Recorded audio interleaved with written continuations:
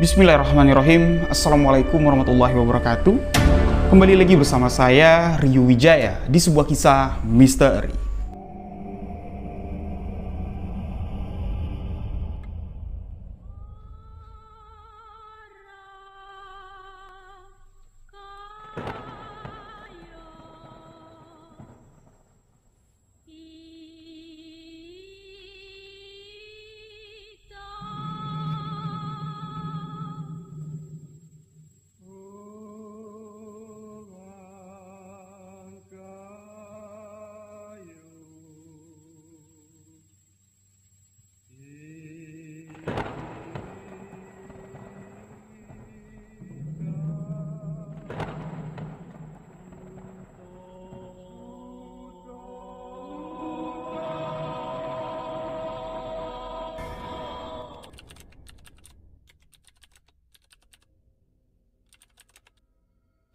Terima kasih untuk sahabat yang telah mengklik video ini. Terima kasih untuk sahabat yang telah memberikan dukungan, memberikan support agar channel ini dapat berkembang. Untuk sahabat yang baru bergabung, baru mendengarkan kisah misteri yang saya ceritakan, sahabat boleh mengklik tombol subscribe, aktifkan notifikasi loncengnya, dan jangan lupa bagikan video sebuah kisah misteri ke akun sosial media sahabat-sahabat semua. Untuk lebih akrab dengan saya, sahabat boleh follow akun Instagram pribadi saya di Rio.wijaya91, dan untuk sahabat yang memiliki cerita yang ingin dibagikan, boleh sahabat kirimkan cerita ke alamat email sebuahkisahmisteri@gmail.com. Insya Allah, kisah misteri yang sahabat bagikan akan saya ceritakan di video sebuah kisah misteri selanjutnya. Dan di video kali ini, kembali sebuah kisah misteri yang saya dapat langsung dari seorang narasumber.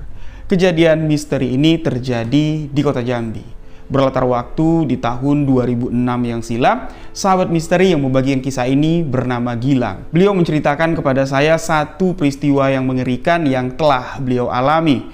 Bayangkan sahabat-sahabat, kalau di antara kita, di antara sahabat-sahabat semua mengalami apa yang dialami oleh Gilang, kira-kira apa yang sahabat lakukan? Beliau dihantui oleh arwah sepupunya sendiri yang meninggal karena gantung diri. Baru siang tadi, Gilang berbicara dengan sepupunya itu. Setelah maghrib, sepupunya ditemukan gantung diri dengan kondisi yang mengerikan sekali. Dan keesokan malamnya, setelah dimakamkan, sepupu yang baru meninggal gantung diri ini membangunkan Gilang ketika beliau tengah tidur. Kira-kira kalau kejadian ini kita alami atau sahabat-sahabat alami, apa yang sahabat lakukan? Tolong tulis di komentar. Dan inilah sebuah kisah misteri yang dibagikan oleh Gilang. Gilang, sahabat misteri yang mengalami kejadian ini. Beliau menceritakan kejadian yang terjadi itu di tahun 2006 silam.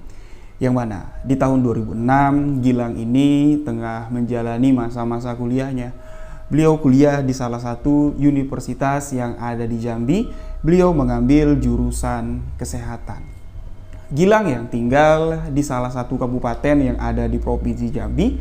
Ketika beliau kuliah di kota Jambi, ini dia tinggal di rumah pamannya yang bernama Paman Salim, abang tertua dari ibunya Gilang. Nah, di rumah Paman Salim, Gilang ini tinggal juga bersama sepupunya satu lagi, ya, tepatnya adik dari ibunya Gilang yang bernama Arif. Jadi ibunya Gilang ini 3 bersaudara. Yang pertama itu Paman Salim, yang kedua ibunya Gilang, dan yang ketiga ini adalah ibunya Arif. Nah, kondisinya pada saat itu, ya, Gilang ini tidak terlalu mengenal Arif, tidak terlalu dekat, bahkan masa-masa kecil mereka pun jarang sekali ketemu. Gilang mengatakan terakhir ingat bertemu dengan si Arif ini ya sekitar masih SD lah. Jadi ingat-ingat lupa lah dengan Arif. Nah, ketika Gilang kuliah di Jambi, dia kaget di sini ketika Paman Salim mengatakan, "Nih, ingat enggak kamu sama sepupumu yang satu ini?" Ya, Gilang berpikir siapa lah kira-kira, wajahnya ya kayak enggak asing tapi enggak ingat, ya enggak kenal. Nah, Paman Salim mengatakan, "Ini Arif. Masa kamu enggak kenal dengan Arif?" Baru di sini Gilang ingat, dan disitulah Gilang dan Arif ini mulai akrab, mulai saling mengenal, dan berteman lah jadinya mereka. Singkat cerita, Perjalanan masa kuliah Gilang ini sudah beliau jalani kurang lebih sekitar 1,5 tahun. Berarti Gilang ini sudah menempati rumah Paman Salim ya 1,5 tahun juga. Nah, pada masa-masa ketika di 1,5 tahun Gilang menempati rumah Paman Salim, ini keakraban. Gilang sudah saling mengenal dengan si Arif. Ketika Gilang ini selesai di perkuliahannya, balik ke rumah ya kemana-mana di jalan sama si Arif. Nah, Paman Salim sendiri kondisinya pada saat itu, di rumah itu dia tinggal seorang diri. Kalau nggak ada Arif, kalau nggak ada Gilang. Karena istri dari Paman Salim ini sudah lama meninggal. Paman Salim memiliki 2 orang anak, dua-duanya perempuan, ini tidak tinggal di Jambi. Anak pertama dari Paman Salim ini sudah menikah. Beliau tinggal di daerah Muarosaba ikut dengan suaminya, sedangkan anak kedua dari Paman Salim ini berkuliah di kota Bandung. Makanya Paman Salim ini menyuruh Gilang, daripada kamu ngekos, mendingan tempatin rumah Paman. Ada juga teman Paman di rumah. Dengan kondisi rumah yang hanya ditempati Paman Salim, Gilang sama Arif yang statusnya menumpang di sana, dari awal Gilang tinggal di sana ini sudah istilahnya bikin komitmen lah sama si Arif. Rip, kondisi rumah ini ya kayaknya ndak keurus. Gimana kalau kita bagi tugas? Jadi kalau ndak Arif yang bersih rumah, Gilang yang nyuci-nyuci piring, ya sebaliknya seperti itulah. Mereka bekerja sama, gimana caranya rumah itu bersih, terawat, layaknya seperti ada perempuan lah di rumah itu. Nah, awalnya Arif ini orangnya asik. Ya, walaupun tidak sepenuhnya watak atau karakter Arif ini dikenal sama si Gilang, karena ya baru dewasa itulah. Ya, beliau ini saling dekat, saling mengenal. Jadi Gilang menceritakan kalau Arif ini awal ketika mengenal Gilang, ya, ketika Gilang menempati rumah Paman Salim, anaknya rajin. Memang sedikit pendiam, sangat taat sekali beribadah, 5 waktu sholat ini tidak pernah tinggal kayaknya. Gilang selalu memperhatikan setiap azan berkumandang. Pastilah si Arif ini sudah siap-siap, dia langsung menuju ke masjid yang ada di dekat rumah Paman Salim. Gilang pun salut dengan apa yang dilakukan oleh Arif. Posisinya pada saat itu ketika Arif tinggal di rumah Paman Salim, Arif ini juga berkuliah di salah satu universitas swasta yang ada di kota Jambi, tapi dia sudah masuk ke semester-semester akhir di masa perkuliahannya. Usia Arif dengan Gilang ini memang berbeda cukup jauh, ya sekitar 3,5 tahun selisih antara Arif dengan Gilang. Jadi Gilang pun memanggil Arif dengan sebutan Abang. Di rumah Paman Salim, Gilang ini menempati 1 kamar tersendiri. Arif juga begitu, menempati 1 kamar tersendiri. Jadi rumah Paman Salim itu 2 lantai. Namun karena Paman Salim kan istrinya udah meninggal dunia, anak-anaknya pun tidak ada lagi yang tinggal di rumah, hanya lantai bawah lah itu yang ditempati, sedangkan lantai 2 atau tingkat 2 dari rumah Paman Salim ini kondisinya kosong. Gilang, Arif pun jarang sekali lah naik-naik ke atas. Di lantai 2 itu cuma terdapat 1 kamar. Jadi ya lampunya selalu dimatikan karena jarang yang naik ke atas itu jarang. Nah, Paman Salim sendiri menempati 1 kamar di bagian depan rumah. Di sini Gilang mengatakan, awal-awal Gilang tinggal bersama Paman Salim, tinggal bersama Arif, tidak pernah sekalipun hal-hal aneh yang dirasakan atau yang dialami oleh Gilang terkait dengan sesuatu yang magis atau terlihatlah ada penampakan makhluk-makhluk astral yang mengganggu atau yang ada di rumah Paman Salim. Sama sekali tidak pernah. Sampai di mana ketika libur semester tiba, Gilang yang sudah lama tidak pulang ke kampung, pulanglah dia ke kampung. Dan pada saat itu Arif ini juga pulang dia ke rumah orang tuanya yang ada di Kabupaten Tebo, masih di Provinsi Jambi. Jadi Gilang pulang, Arif pun pulang. Tinggallah di sini Paman Salim. Paman Salim yang mengetahui kalau Arif ini pulang, Gilang juga pulang. Dia tidak mau tinggal sendirian. Dia pun berangkat ke Muarosaba ya untuk ke rumah anaknya yang pertama, dan statusnya rumah Paman Salim pada saat itu kosong. Libur semester ini kurang lebih sekitar 1 bulan. Rencana Gilang, dia ini tidak lama-lama kok di kampung. Paling lama ini sekitar 2 minggu. Dia sudah bilang Paman Salim, Paman balik ke Sabah itu lama ndak? Aku balik ke kampung palingan sekitar 2 minggu. Ya sudah, Paman Salim bilang, nih Kamu pegang satu kunci, Gilang juga pegang satu kunci. Takutnya kalian balik ke sini, paman belum di rumah. Ya sudahlah, akhirnya mereka bertiga pergi meninggalkan rumah tersebut. Di kampung, ya tidak banyak lah waktu dihabiskan oleh si Gilang ini karena masih banyak tugas-tugas kuliah yang belum diselesaikan. Dia cuma pulang sekedar melepas rindu dengan keluarganya dan pulanglah. Tidak sampai 2 minggu, Gilang ini pulang kembali ke kota Jambi, kembali ke rumah Paman Salim. Ketika Gilang tiba di rumah Paman Salim, dia di sini terkejut melihat kalau rumah itu pintunya terbuka. Masuklah Gilang. Ternyata Bang Arif, sepupunya Gilang, ini sudah terlebih dahulu pulang ke rumah Paman Salim.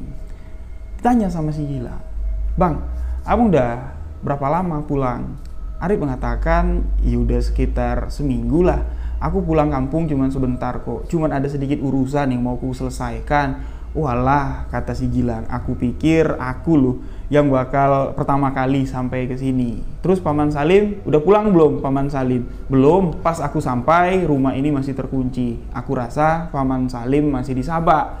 Kan Paman Salim tahu liburan kita kan sekitar 1 bulan. Ya enggak mungkin lah Paman Salim berpikir kalau kita pulang secepat ini." Masuk akal juga apa yang dikatakan Arif. Dan pada saat itu mereka berdua lah yang menempati rumah Paman Salim. Aktivitas perkuliahan ini belum jalan. Mereka pun di sini banyak waktu luang. Nah, di saat waktu luang libur semester pada saat itulah, di tahun 2006 itulah, Gilang ini melihat gelagat dari Arif ini agak sedikit berbeda. Berbeda dalam arti kata banyak hal-hal yang selama ini tidak pernah dilakukan sama Arif, ini dilakukannya. Salah satunya, Gilang memperhatikan, Bang Arif ini kok orang belum azan, tapi dia udah sholat. Awalnya, Gilang berpikir seperti ini. Oh, mungkin tadi dia ketiduran atau apalah. Jadi dia menunaikan ibadah sholatnya pas mepet ketika waktu sholat selanjutnya ini sudah bakal masuk. Menjelang azan lah. Jadi ketika dia sholat, azan berkumandang. Tapi Bang Arif ini slow aja dia menunaikan ibadah dalam waktu yang mepet itu. Ini anggapan awal dari si Gilang. Ternyata diperhatikan terus sama si Gilang. Ini Bang Arif sholatnya tidak pernah di masjid lagi. Yang biasanya kan sebelum azan berkumandang dia udah rapi nih, udah jalan ke masjid. Ini kok malah sholatnya aneh, diperhatikan sama Gilang. Dan si Arif ini sering sekali dia menunaikan ibadahnya di atas, di lantai 2 rumah Paman Salim yang notabene kondisi lantai 2 itu berdebu, kotor, kan tidak pernah lagi ditempatin sama siapapun. Nah, pada satu ketika Gilang di sini memperhatikan kalau Arif ini naik ke atas mendekati waktu maghrib tiba. Jadi Gilang berpikir nih pasti Bang Arif mau sholat maghrib di atas lagi nih. Soalnya Gilang ini tidak pernah dia naik ke atas. Dia tidak tahu kondisi di atas itu apakah sudah dibersihin sama si Arif atau enggak. Jadi ketika Arif naik ke atas ini cuma diperhatikan saja sama si Gilang. Ya udahlah, biarinlah. Nah, ketika azan maghrib berkumandang, Gilang pun ngambil wudhu, masuk ke kamarnya dan menunaikan ibadah sholat maghrib. Nah, mendekati waktu isya, Gilang tidak melihat kalau Arif ini ada di kamarnya dan tidak melihat juga Arif ini ada di lantai bawah rumah tersebut.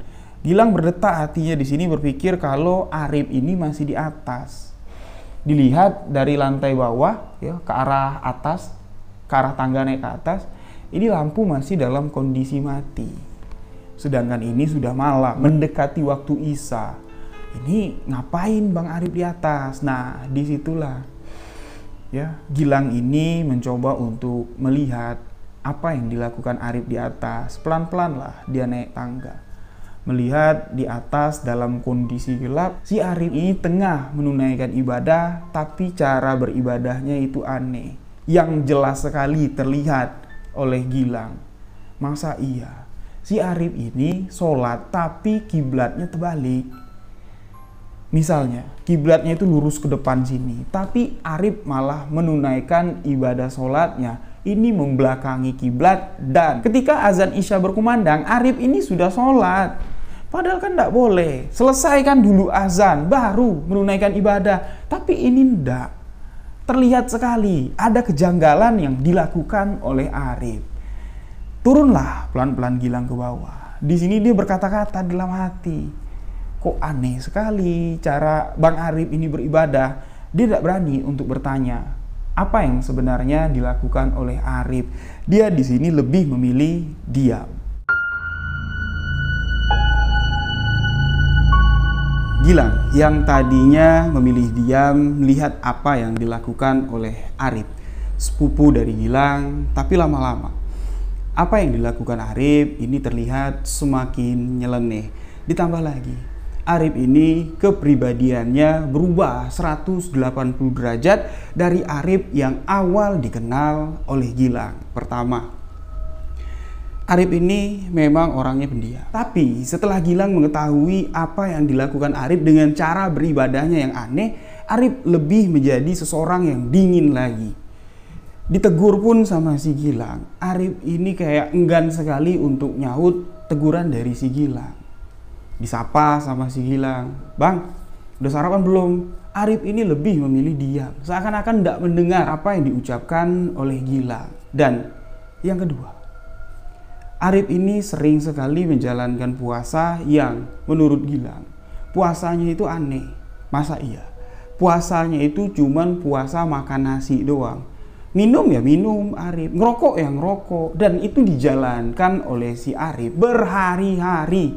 Nah, dengan kondisi seperti itu, Gilang pun di sini memberanikan diri bertanya sama si Arif, "Bang, abang nggak pernah mau kalau aku tawarin makan? Emang abang nggak lapar?" Arif menjawab kalau dia sedang puasa. Nah, Gilang tahu nih, Arif yang bilang kalau dia sedang puasa. Tapi kok tadi abang ngerokok? Tadi kok abang ngopi? Abang minum air putih? Masa iya? Cuman puasa makan nasi? Arif pun di sini mencoba untuk menjelaskan kepada Gilang sesuatu yang gila, sesuatu yang membuat Gilang di sini tidak habis pikir. Apa yang tengah dijalankan? Apa yang tengah dilakukan oleh Arif? Arif mengatakan, "Iya, apa yang kamu bilang betul. Kalau puasa itu seharusnya ndak makan nasi, ndak minum. Tapi puasa yang kujalankan ini beda, Dek. Puasa yang kujalankan ini untuk membersihkan diri. Berbeda dengan puasa-puasa yang kalian jalankan. Puasaku ini lebih untuk mendekatkan diri kepada yang Sang Pencipta.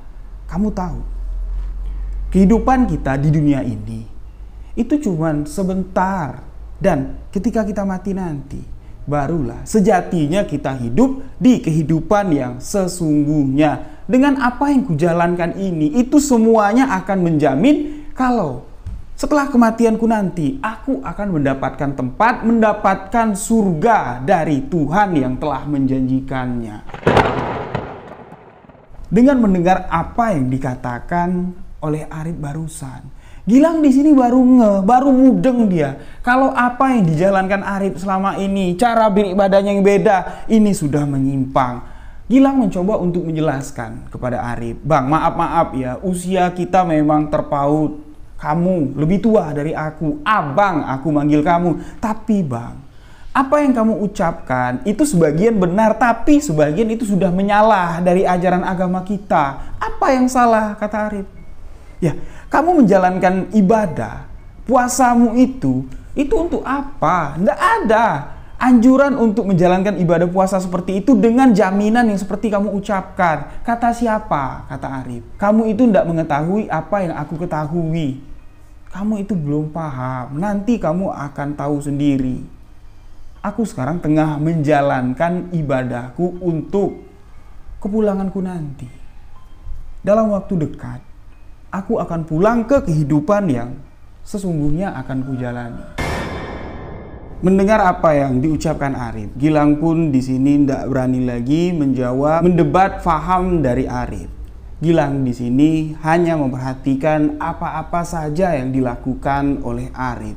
Hal menyimpang apa saja yang dilakukannya. Sampai di mana Paman Salim pulang ke rumah. Ketika Paman Salim pulang ke rumah, pulang dari Muarosaba, dari rumah anaknya, Paman Salim langsung dipanggil sama si Gilang. "Man, sini."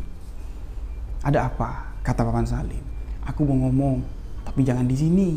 Aku tunggu aja di warung depan." Karena di rumah pada saat itu Arif sedang ada. Keluarlah Gilang dan Paman Salim. Setibanya di warung, Gilang menceritakan apa yang dilihatnya, keanehan-keanehan yang dilakukan oleh Arif. Dan paham yang dikatakan oleh Arif kalau beliau tengah menjalankan ibadah yang akan membawanya ke kehidupan yang sejati, kehidupan setelah kematian dan surga yang dijanjikan oleh Tuhan. Mendengar apa yang diucapkan oleh Gilang, sama sekali Paman Salim tidak percaya, karena Paman Salim ini lebih mengenal Arif. Gilang kan baru kenal ketika Gilang menempati rumah Paman Salim, sedangkan Arif ini sudah terlebih dahulu menempati rumah Paman Salim, setahun selisihnya sama si Gilang.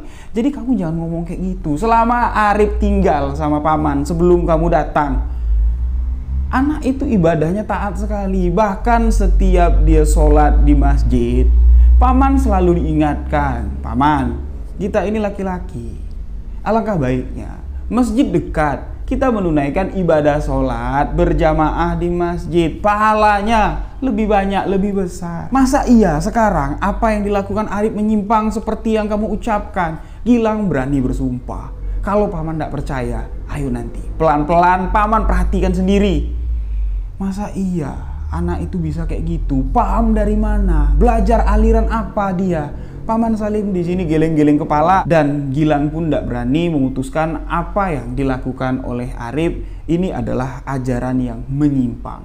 Kita lihat saja Paman, sebenarnya apa yang dilakukan oleh Arif, dan sekiranya nanti Paman sudah membuktikan, ya sebaiknya Paman tegur, Paman nasehatin. Kalau perlu Paman panggil kedua orang tuanya untuk mengingatkan Bang Arif.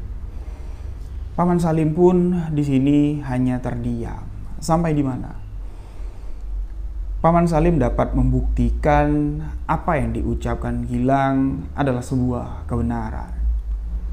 Paman Salim memperhatikan apa yang dilakukan oleh keponakannya ini sudah menyimpang sekali dari caranya beribadah.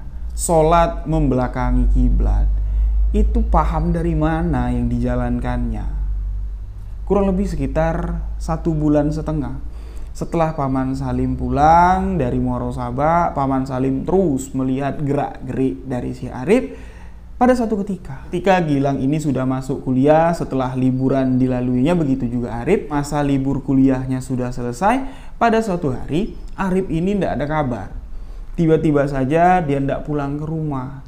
Yang mana biasanya kalau Arif ini mau menginap di rumah teman atau dia mau ada kegiatan di luar, pastinya sebelum berangkat atau sebelum pergi meninggalkan rumah, Arif ini sudah izin sama Paman Salim. Misalnya dia mau menginap di rumah teman, Paman, nanti malam aku tidak pulang. Tapi pada hari itu tidak ada Arif mengatakan apapun, tapi tiba-tiba dia tidak pulang ke rumah. Sampai jam 10 malam Paman Salim menunggu dengan si Gilang sambil menceritakan apa sih yang sebenarnya dilakukan sama si Arif setelah lewat dari jam 10. Mendekati masuk jam 11 malam. Paman Salim ini ya menganggap kalau pastilah ya Arif ini tidak pulang ke rumah. Paman Salim mengajak Gilang untuk masuk ke kamarnya si Arif untuk memeriksa, mungkin saja di dalam kamarnya Arif ada sesuatu yang bisa kita jadikan acuan lah, apa sih yang tengah dilakukan sama si Arif. Awalnya Gilang tidak mau, tidak enak Paman, nanti dia tahu kita masuk ke kamarnya ya marah lagi dia sama kita. Nggak, kita cuma lihat-lihat aja, nggak usah diacak-acak, nggak usah dicari-cari. Ya kalau ketemu tergeletak ya kita lihat, mungkin saja dia nyimpan sesuatu lah. Nah, Gilang pun setuju karena yang ngajak ini tuan rumah ya, Paman Salim. Mereka pun meninggalkan ruang tengah mendekati kamar dari Arif. Yang mana kamar Arif ini ya bersebelahan dengan kamarnya si Gilang. Ketika mereka mendekati pintu kamar dari si Arif, Paman Salim dan Gilang mendengar di dalam kamar itu seperti ada suara seseorang yang tengah membaca ayat suci Al-Quran, tengah mengaji. Tapi ayat yang dibacanya ini tidak tahu ayat apa. Paman Salim pun di sini menatap Gilang dan Gilang pun di sini bingung dengan apa yang didengarnya. Paman Salim mencoba membuka pintu kamar si Arif.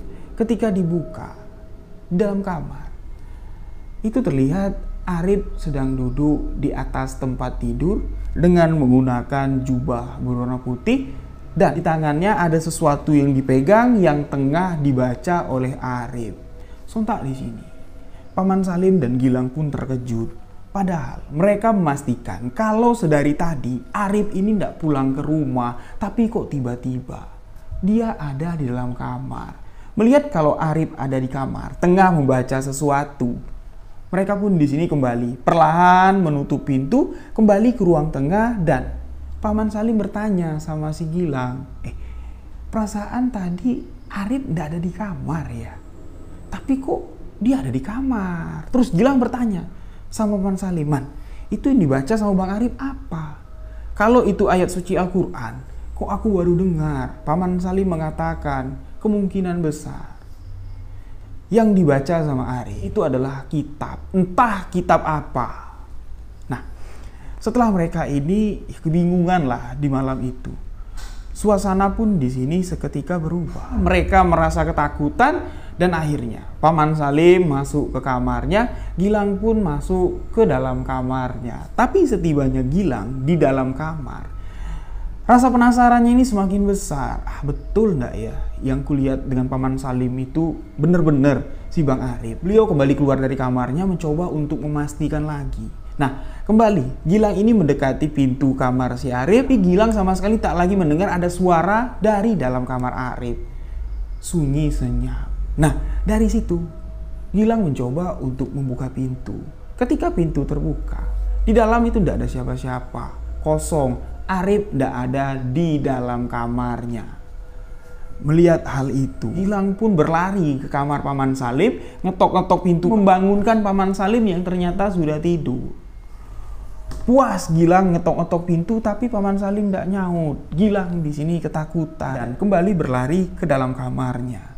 Keesokan pagi, Gilang menceritakan apa yang dilihatnya. Kalau sebenarnya apa yang dilihatnya kalau Bang Gilang itu tidak ada di dalam kamarnya, Paman. Yang kita lihat itu kayaknya bukan Bang Gilang. Masa iya, kata Paman Salim. Kenapa kamu tidak manggil Paman? Sudah, aku ketok-ketok pintu kamar Paman, tapi Paman tidak nyaut. Aku kira Paman tidur. Anda aku aja tidur jam 1 lewat. Paman Salim bilang, masa iya Paman ndak dengar aku manggil, aku ngetok-ngetok pintu? Ndak, sama sekali ndak dengar. Dan kembali lagi, terjadi satu keanehan di malam tersebut. Mereka pun di sini semakin penasaran apa yang sebenarnya terjadi. Dan di sore harinya, setelah malam itu, Paman Salim dan Gilang bertanya-tanya, apa sih yang sebenarnya terjadi? Bener ndak Arif ini tadi malam ndak pulang ke rumah, atau memang Arif ini ada di dalam kamarnya? Cuman Gilang saja yang salah lihat kalau Arif tiba-tiba menghilang. Di sore harinya dapat mereka pastikan bahwa semalam Arif tak pulang ke rumah. Karena ketika sore hari Arif pulang ke rumah, ditanya sama Paman Salim, "Kamu dari mana? Kok tadi malam nggak pulang?" Paman Salim bertanya seperti itu. Arif pun menjawab, "Iya Man, minta maaf. Tadi malam memang aku nggak pulang. Ada pengajian, aku nggak sempet ngabarin Paman." "Pengajian di mana?" kata Paman Salim. "Ada di dekat rumah temanku." "Ya udah Man ya, aku mau masuk, mau mandi," kata si Arif nih tadi. Loh, kok anak ini dingin sekali menjawab pertanyaan si Paman. Biasanya Arif ini selalu menceritakan apa yang dilakukannya, misalnya kayak pulang pengajian, ini dijelaskan, "Yo Man, pengajian di sini gitu." Tapi ini enggak. Ya, dia langsung masuk ke dalam kamarnya dan nggak keluar-keluar lagi. Ketika Gilang pulang, Paman Salim langsung manggil, "Sini. Betul kamu bilang. Arif semalam nggak pulang. Tuh, sekarang dia ada di dalam kamar. Tadi baru pulang nih." Lantas Gilang bilang, "Siapa yang kita lihat semalam, Paman?" "Nggak tahu, Paman. Paman nggak ngerti hal-hal kayak gitu." Nah, dari sinilah Paman Salim ini ingin memanggil kedua orang tuanya si Arif untuk menceritakan apa yang dilakukan anaknya, peristiwa-peristiwa yang aneh lah yang dialami Paman Salim dengan Gilang. Ini pasti ada kaitannya dengan cara beribadah yang nyala, dan pastinya ada sesuatu yang disembunyikan oleh Arif. Mungkin kalau ditanya sama kedua orang tuanya, pastilah Arif ini akan menceritakan apa yang sebenarnya dilakukan Arif. Tapi sayang, baru saja Paman Salim ini berniat untuk ngabarin kedua orang tua Arif atas apa yang dilakukannya. Arif telah terlebih dahulu melakukan sesuatu hal yang mengejutkan seluruh anggota keluarga mereka. Apa yang dilakukan oleh Arif adalah sesuatu yang sangat mengerikan sekali. Entah pemikiran apa yang telah meracuni diri Arif sampai Arif melakukan hal yang mengerikan tersebut. Di siang hari, Gilang masih ngobrol dengan Arif. Gilang menanyakan status perkuliahan dari Arif. Nggak banyak dijawab sama Arif. Cuman dia mengatakan, aku nggak terlalu memikirkan kuliahku lagi sekarang, Dik. Sekarang aku cuman mempersiapkan waktuku mungkin akan pulang sebentar lagi. Mau pulang kampung lagi? Tanya Gilang. Itu nggak dijawab sama si Arif. Arif pergi meninggalkan Gilang masuk ke dalam kamarnya. Waktu itu sore menjelang malam dan di malam hari. Ketika Paman Salim memanggil Arif untuk makan malam sama-sama di kamarnya, itu tidak ada suara apa-apa, sunyi sekali. Diketok-ketok sama Paman Salim, tak juga disautin sama si Arif. Paman Salim bertanya sama Gilang, kamu ngeliat Arif keluar rumah nggak? Nggak ada, Man, kata si Gilang. Tapi kok Paman panggil-panggil, dia nggak nyaut ya? Apa dia nggak lapar? Tanya Paman Salim. Gilang pun mengatakan mungkin dia sudah makan, Man. Mungkin Bang Arif ketiduran. Ya sudahlah, kita aja yuk yang makan. Makanlah Paman Salim berdua dengan Gilang. Tapi nggak tahu kenapa. Di tengah Paman Salim sedang menyantap makan malam mereka, Paman Salim ini kayak masih kepikiran dengan si Arif ini. Tiba-tiba saja dia berdiri meninggalkan meja makan, kembali ngetok pintu kamar si Arif. Manggil, Rip, bangun Rip. Yuk makan yuk sama-sama. Ini Paman lagi makan nih sama si Gilang. Tapi lagi-lagi tidak ada sautan dari Arif. Dan Paman Salim pun membuka pintu kamar Arif. Ternyata pintunya tidak terkunci. Dibuka sama Paman Salim dan di dalam kamar Paman Salim melihat sesuatu yang sangat mengejutkan sekali di malam itu. Sampai-sampai Paman Salim ini mengucap Astagfirullahaladzim itu sambil jatuh duduk. Dia kaget dengan apa yang dilihat. Sontak di sini Gilang langsung berlari mendekati Paman Salim dan melihat apa yang dilihat Paman Salim. Ini memang betul-betul sesuatu yang mengejutkan dan menakutkan. Terlihat di dalam kamar, Arif tergantung dengan seutas tali yang menjerat lehernya. Dengan kondisi tidak mengenakan baju, hanya mengenakan celana training. Apa yang dilihat Gilang dengan Paman Salim pada malam itu seakan-akan sesuatu yang tak nyata. Namun ini sebuah kenyataan.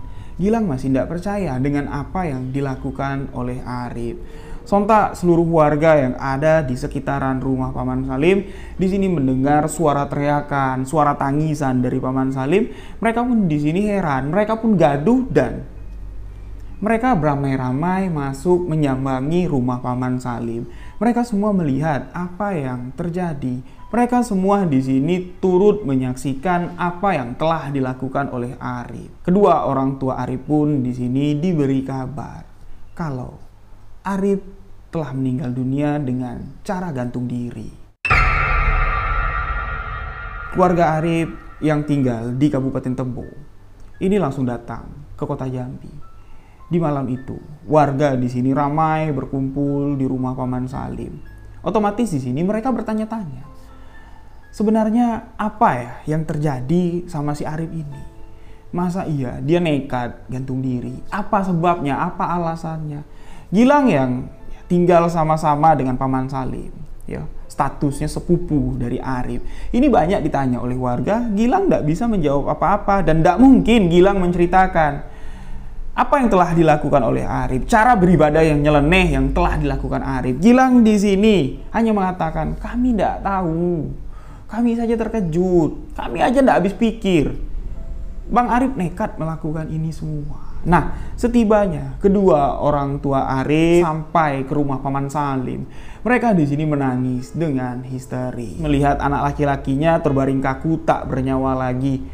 Dan kronologi kematian Arif ini masih menjadi misteri. Alasan Arif ini gantung diri itu apa? Paman Salim tak dapat banyak menceritakan apa yang terjadi. Ketika Paman Salim dan Gilang ditanya sama ibu bapak dari almarhum Arif, mereka di sini tak banyak dapat menjawab. Mereka pun tak habis pikir dengan apa yang terjadi. Hanya ada satu keanehan yang terlihat yang ditinggalkan almarhum Arif, yaitu di bagian belakang tubuhnya ini penuh dengan rajahan Quran gundul, penuh rajahan dengan spidol. Entah siapa yang menulis rajahan di punggung Arif. Ini pul, hanya itulah satu-satunya bukti yang menguatkan kalau sebelum Arif meninggal dunia, Arif ini telah salah jalan dalam menjalankan ibadah. Entah ajaran apa yang dijalankan oleh Arif, ini masih menjadi misteri dalam kematiannya. Hanya itu satu-satunya bukti, rajahan di tubuhnya. Sedangkan di kamar ini Paman Salim dan Gilang tak menemukan satu pun barang-barang yang aneh ya, yang ditinggalkan oleh almarhum Arif yang ada di dalam kamarnya. Dan teman-teman Arif kuliah yang tinggal di sekitaran rumah Paman Salim ini juga mendengar kalau Arif meninggal dunia dengan cara gantung diri. Di malam itu mereka pun ramai datang. Nah, Gilang ini kan tidak kenal siapa-siapa saja temannya si Arif yang ada di sekitaran rumah. Nah, Paman Salim lah yang mengenal. Nah, dari situ Paman Salim ini bertanya sama teman-teman kampus yang datang melayat pada malam itu. Tapi mereka pun di sini mengatakan kalau di kampus Arif ini ya baik-baik saja. Ya, terlihat kalau dia nggak ada masalah apa-apa. Bahkan kalau dibilang ada masalah percintaan, setahu kami Arif ini belum punya pacar di kampus. Dia ini tidak terlalu suka dekat dengan perempuan. Jadi kalau alasan dia putus cinta gantung diri, ini mustahil, kata temannya si Arif. Nah, jadi apa? Ada tidak kalian melihat sesuatu yang aneh dilakukan sama Arif di kampus? Nggak ada. Kira-kira Paman Salim bilang, teman terdekat dari Arif di kampus siapa? Ada nggak? Soalnya kemarin, terakhir, Arif mengatakan kalau dia nggak pulang, itu dia ikut pengajian yang ada di dekat rumah temannya. Dan itu juga tidak diketahui oleh teman kuliahnya Arif. Kami nggak tahu, Paman. Belakangan ini Arif memang lebih suka menyendiri. Jarang dia mau kumpul sama kami lagi. Jadi pergerakannya belakangan ini sama sekali tidak kami ketahui. Pada saat itu Paman Salim di sini mengetahui kalau Arif ini meninggal gantung diri di dalam kamarnya. Ini kan malam di sekitaran jam 8 malaman.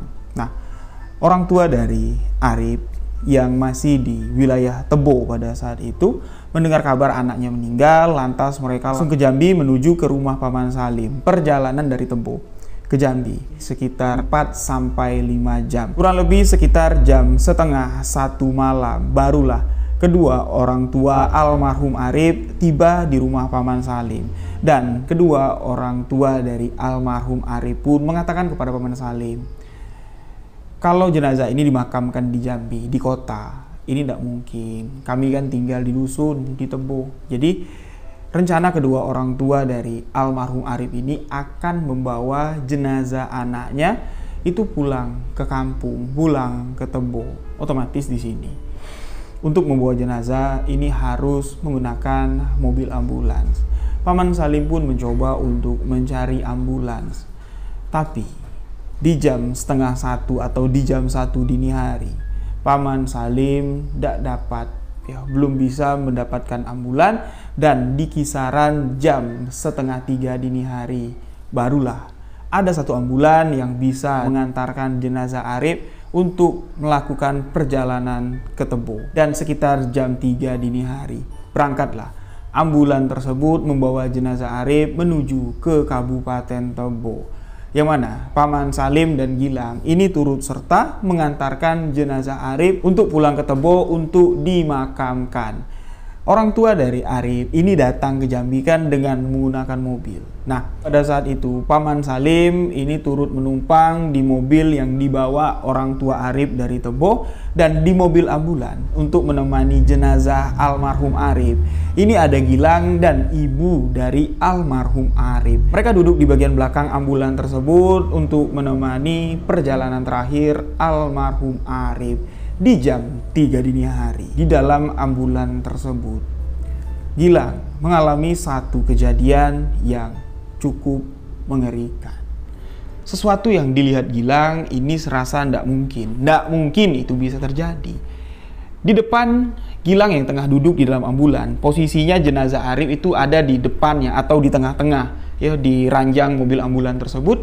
Di depan Gilang ini ibu almarhum Arif duduk di sana tengah membaca surah Yasin. Di perjalanan terus, ya, surah Yasin itu dibaca oleh ibu almarhum Arif. Nah, di sebelah ibunya si Arif yang tengah membaca surah Yasin, Gilang ini melihat dengan jelas kalau di sebelahnya itu ada Arif yang sedang duduk, terus menatap jenazah yang terbaring di dalam mobil ambulan. Arif yang terlihat ini persis seperti Arif ketika ditemukan dalam kondisi menggantung diri. Dia nggak pakai baju, mengenakan training berwarna hitam. Sosok itu terus memperhatikan jasadnya sendiri. Gilang beberapa kali dia ngedipin mata, apa aku salah lihat? Tapi enggak, sosok itu enggak salah lihat, betul-betul nyata dan ada. Sosok itu ada di dalam mobil ambulan, ada duduk di samping ibunya Arif. Ini cukup lama. Nah, ketika mendekati waktu subuh, barulah sosok itu menghilang dengan sendirinya. Seketika saja menghilang dari pandangan Gilang. Singkat cerita, sampailah mereka ke Kabupaten Tebo, ke kediaman orang tua dari almarhum Arif. Dan ternyata di sana keluarga dan warga sekitar ini sudah menunggu kedatangan jenazah almarhum Arif. Di pagi itu, keluarga berencana akan segera memakamkan jenazah Arif. Jadi, setibanya di sana, jenazah ini sudah ditunggu sama warga. Bahkan, liang lahatnya pun sudah disiapkan. Tapi jenazah ini kan dibawa dari Jambi. Kondisinya belum dimandikan, belum diapa-apain. Jadi, dimandikan dululah jenazah ini. Dan ketika saat pemandian jenazah, si pemandi jenazah ini kewalahan untuk memandikan jenazah almarhum Arif. Bapak-bapak si pemandi jenazah pun mengatakan ini adalah prosesi pemandian jenazah yang paling lama yang pernah beliau lakukan. Sudah 21 tahun aku ini berprofesi, dipercaya oleh warga sini untuk memandikan jenazah. Tapi baru sekali ini aku menemukan jenazah ya nggak mau dimandikan seperti ini. Bahkan tulisan Arab gundul yang ada di bagian punggung almarhum Arif, ya, tulisan dari spidol itu nggak bisa dihapus, sama sekali nggak bisa dihapus. Itulah yang memakan waktu lama dan akhirnya pihak keluarga mengatakan ya sudah, daripada ya semakin lama waktu berjalan, ya biarin aja lah. Kalau memang nggak bisa dihapus rajahan itu, ya sudahlah, kita sudahi pemandian jenazah ini agar jenazah dapat dikafanin, disolatkan dan segera dimakamkan. Karena pihak keluarga di sini tidak mau warga setempat tahu apa yang terjadi, kronologi kematian Arif sebenarnya apa. Jadi kedua orang tuanya di sini mengatakan warga yang ada di kampung tempat tinggal orang tuanya Arif di sini tahu kalau Arif ini meninggal karena sakit. Cuman beberapa orang, salah satunya termasuk si pemandi jenazah yang mengetahui kalau Arif ini meninggal dengan cara gantung diri dan meninggalkan bekas yang aneh di tubuhnya, yaitu rajahan Quran gundul. Di sini, ya, di saat prosesi pemandian jenazah, ada seorang ustadz yang mendampingi. Ini sengaja diminta sama Paman Salim. Karena Paman Salim ini merasa akan terjadi sesuatu keanehan. Dan benar, keanehan-keanehan ketika prosesi pemandian jenazah pun terjadi. Keanehan pertama yang nyata sekali. Jenazah ketika disiram pertama di bagian kepalanya, jenazah itu duduk. Tiba-tiba saja duduk. Setelah dibacakan beberapa ayat suci Al-Quran oleh Pak Ustadz yang mendampingi, barulah jenazah ini mau kembali direbahkan. Sebelum dibaca-bacain sama Pak Ustadz, dicoba direbahin paksa. Seakan-akan tubuh itu ya memaksa kembali untuk tegak, kembali untuk duduk. Ditekan, ini tidak mau, melawan dianya. Dan setelah dibacakan beberapa ayat suci Al-Quran, barulah ditekan pelan-pelan, baru jenazah kembali mau berbaring di atas tempat pemandian. Dan yang kedua, keanehan yang nyata. Bagian bekas luka di bagian leher ini seketika menghilang dengan sendirinya. Yang mana ketika jenazah ini diturunkan dari tali gantungannya, ini ada bekas luka yang terlihat jelas sekali. Tapi ketika jenazah dimandikan, Bekas luka itu sama sekali tak terlihat, bersih bagian lehernya ini. Dan itu salah satu hal yang mustahil bisa terjadi. Nah, setelah dimandikan, dikafaninlah jenazah ini. Dibawa ke masjid terdekat dan disolatkan. Setelah disolatkan, jenazah pun dikebumikan. Sekitar tengah hari, segala prosesi tersebut udah beres dilakukan. Dan malam harinya akan diadakan yasinan malam pertama. Seluruh warga yang ada di sekitar rumah almarhum Arif, rumah orang tuanya, di sini ramai di siang hari sampai sore hari. Mereka bebenah, masak-masak, dan di malam hari diadakanlah pembacaan Yasin di malam pertama. Setelah acara Yasinan di malam pertama selesai dilakukan, warga yang datang untuk membacakan Yasin pada malam itu sudah bubar. Tinggallah warga dari almarhum Arif, ibu bapak, adik-adiknya, Paman Salim dan Gilang di rumah tersebut. Barulah di sini di malam itu, ketika kedua orang tua dari almarhum Arif menanyakan apa sih yang sebenarnya terjadi. Gilang menceritakan apa yang Gilang tahu. Nah, dari apa yang dijelaskan, dari apa yang diceritakan oleh Gilang, sudah sedikit memberikan informasi kepada kedua orang tua Arif apa yang dilakukan anaknya selama ini sebelum dia meninggal. Ini adalah sesuatu yang salah. Nah, alasannya kenapa Arif ini gantung diri, itu yang masih belum diketahui. Lalu Paman Salim pun menceritakan kepada kedua orang tua almarhum Arif tentang kejadian ketika Paman Salim ini melihat Arif ada dalam kamar. Gilang juga melihat, tapi ketika dicek lagi sama Gilang, Arif ini tidak ada dalam kamar. Seakan-akan dia bisa menghilang, bisa timbul. Tapi pengakuan Arif pada malam itu dia tidak pulang ke rumah. Nah, ini sudah jelas ya, ini ada kaitannya dengan sesuatu yang berbau misteri. Dan di malam yasinan kedua, Pak Ustadz yang memimpin yasinan, Pak Ustadz di kampung tersebut ini tidak boleh disuruh pulang dulu. Ada sesuatu yang mau ditanyakan oleh keluarga dari almarhum Arif. Pak Ustadz pun di sini menunggu apa yang ditanyakan oleh kedua orang tua Arif. Apa yang terjadi pada malam itu? Pak Ustadz di sini sedikit dapat membuktikan kalau apa yang dilakukan Arif ini adalah sesuatu yang salah. Arif menjalankan satu ibadah yang nyala dengan aliran yang sesat. Arif masuk ke dalam sekte aliran sesat. Dan malam itu, ketika Pak Ustadz menjelaskan apa yang dilakukan Arif salah, sosok almarhum Arif ini bangkit dari kematiannya. Sosok almarhum Arif menyatakan diri di depan keluarganya yang tengah mencari tahu alasan kematian Arif. Dengan apa yang dilakukannya, menggantung diri dengan alasan kematian yang sempurna. Arif gentayangan setelah gantung diri. Kisah ini masih berlanjut di part kedua. Kejadian-kejadian mengerikan, hal-hal yang mencekam akan saya ceritakan di bagian kedua. Jangan sampai ketinggalan, dijamin part kedua bakal bikin bulu tengkuk sahabat semua merinding. Ditunggu part kedua cerita ini, gaskan!